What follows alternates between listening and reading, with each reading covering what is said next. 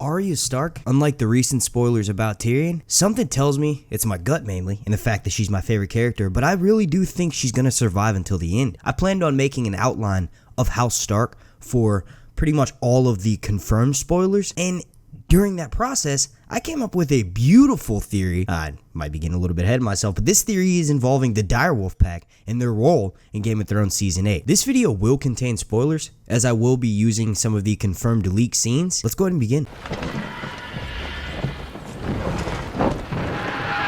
Before we get started, please slap a like on this video, as the like goal is going to be 420. Also, make sure you're subscribed, and then make sure you have your notifications turned on so that way you get entertained throughout this long night. Now, there is a common rumor in the A Song of Ice and Fire community that George R. R. Martin's two favorite characters, or two of his most favorite characters, are Arya and Tyrion. The reason being is because there's this rumor surrounding Arya that some while ago, I think the rumors really started popping up around 2014 according to my research, but basically there's a rumor that there's an interview, and I couldn't find a direct quote. If you could, link it down below in the comment section. I'll make sure I'll pin that to the top of the comment section. But anyway, it's mentioned that George basically says if Arya were to meet an untimely demise, that he'd find himself sleeping on a couch. So because of this rumor, there is a good chance that Arya will be, one of the final characters that are left alive. Now, some of the solid evidence that we actually do have backing this is that most of the POV characters, Arya is one of those in the books,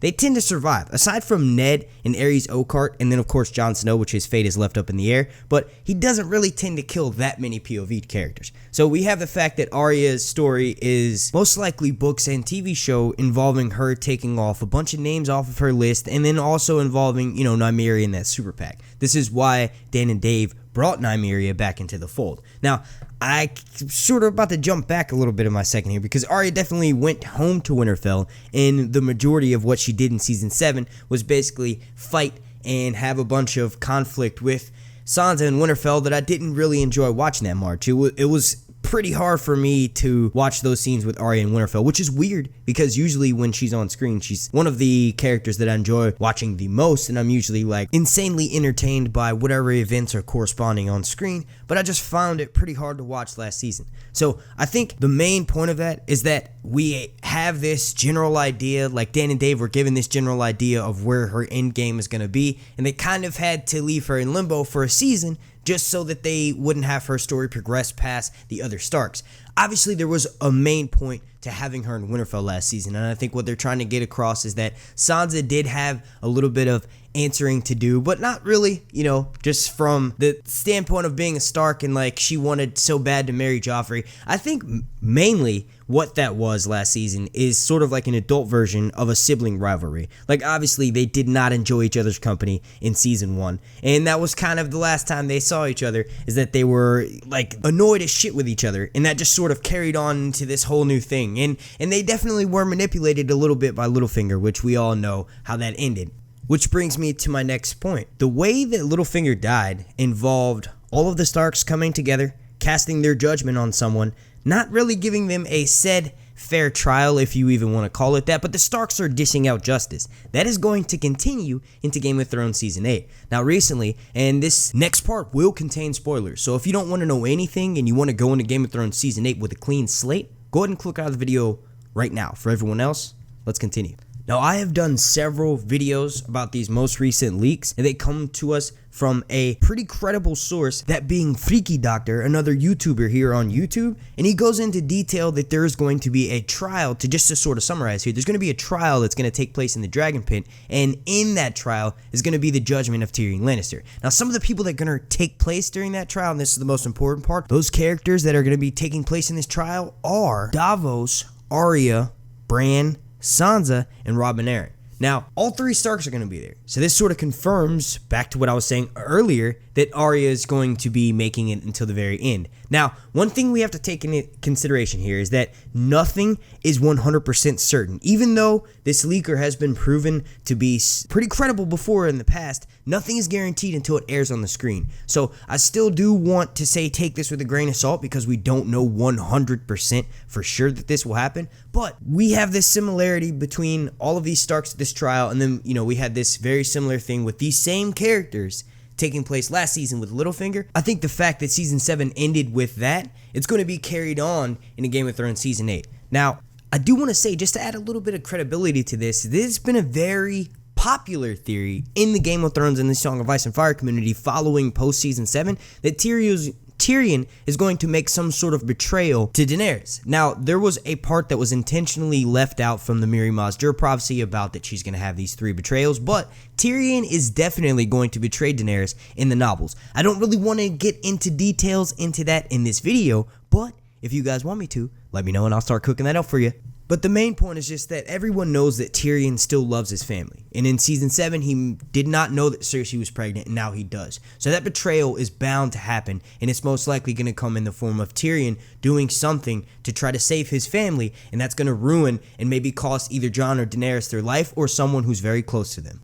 We'll touch back on more details about that trial in a little bit. Most recently, Maisie Williams has actually given an interview to Elle magazine, and I mean, this is breaking as in it came out a few hours ago, but in this interview, Maisie was asked if she thinks that Game of Thrones is a sexist show. I just want to say that she started out the interview by saying that, she's everyone's favorite serial killer, and I've actually gotten into a debate at Count of Thrones about how I think Arya is a serial killer, and how if she were to exist in the real world, she would be, probably committed somewhere, if not given the death penalty. Now, I know she's obviously been through a lot, and like I just said, she's one of my favorite characters, but Homegirl is going to have to, probably talk to somebody when this is all said and done. Anyway, in this interview, she was asked if Game of Thrones was sexist, and she went into a tangent about basically saying how Game of Thrones, one of the reasons why she likes the show is because even though it's the medieval times and women have less rights than they do nowadays, they still seem to prevail. They get put in these shitty situations, and this is not verbatim, this is just me explaining. You can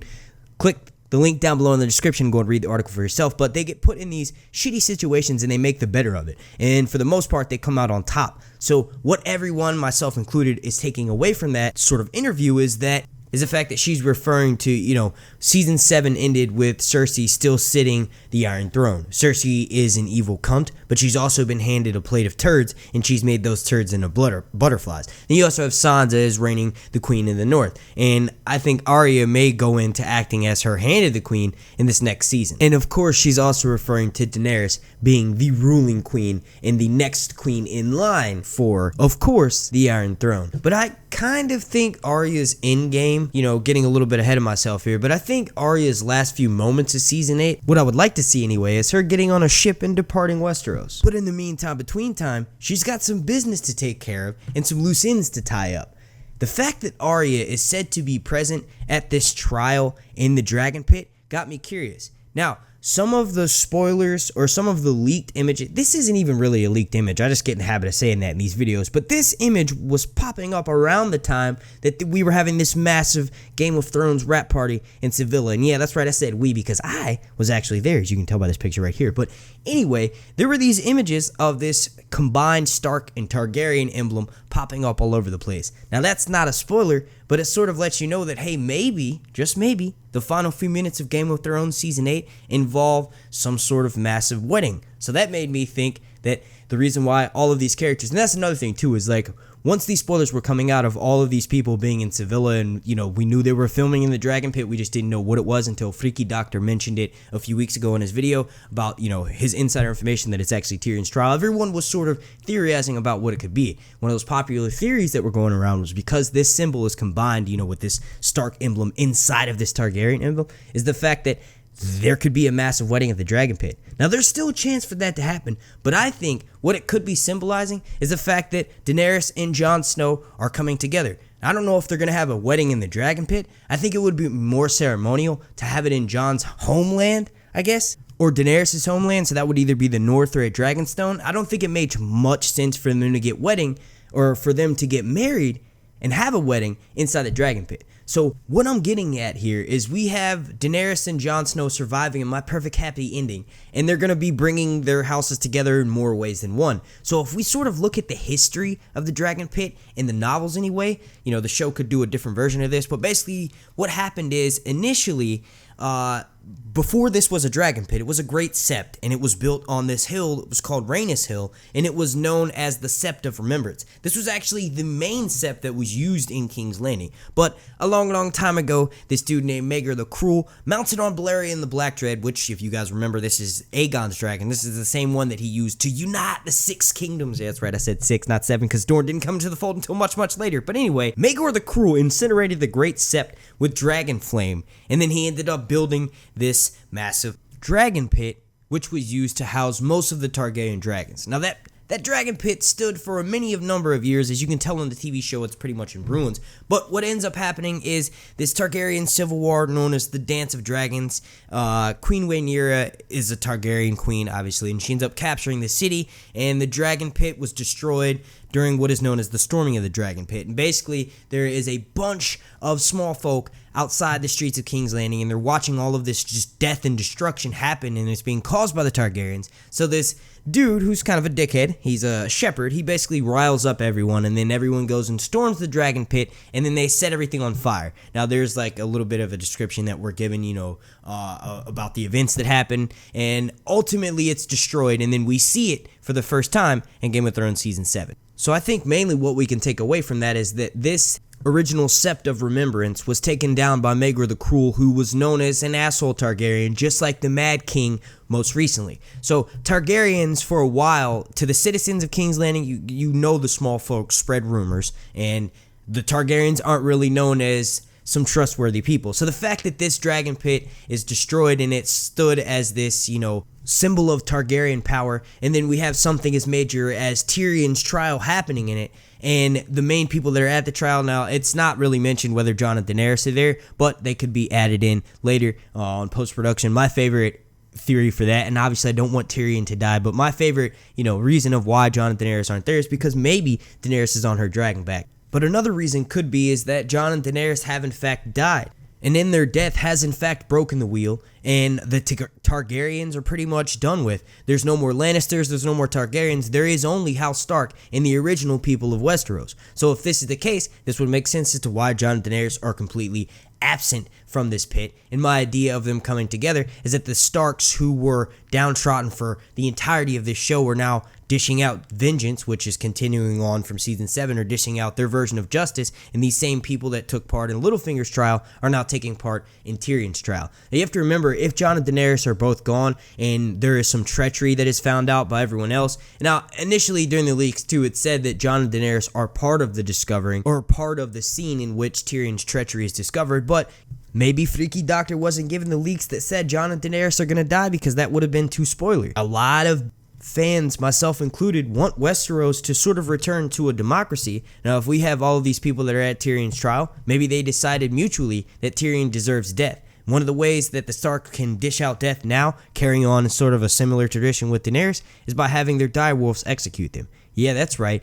I'm suggesting that Tyrion may in fact betray Daenerys like everyone else has, but the way that he dies is by Arya commanding her direwolf Nymeria to do it. Now, sort of just wrapping this whole crazy train of a video back around, I think that the direwolves will play a role in Game of Thrones Season 8. The main reason why we don't see them on camera as much is because there's no laws for how long you can use a dragon on scene. It's all pretty much CGI. But for these direwolves, they get actual wolves up close, and then they also have other types of dogs in the background. It's a lot harder to work with real life animals because we love them, and we don't want to hurt them in any kind of way. So there's a lot of rules and regulations that Game of Thrones and Dan and Dave and all of the people involved with filming these scenes have to jump through these legal hoops just to get these animals. So I think we're going to see them next season, but they're going to be in some crazy crucial scenes. One of them is going to be maybe executing Tyrion, which would be insanely hard to watch, and maybe we'll get some super sweet part after that bitter part's done in the finale.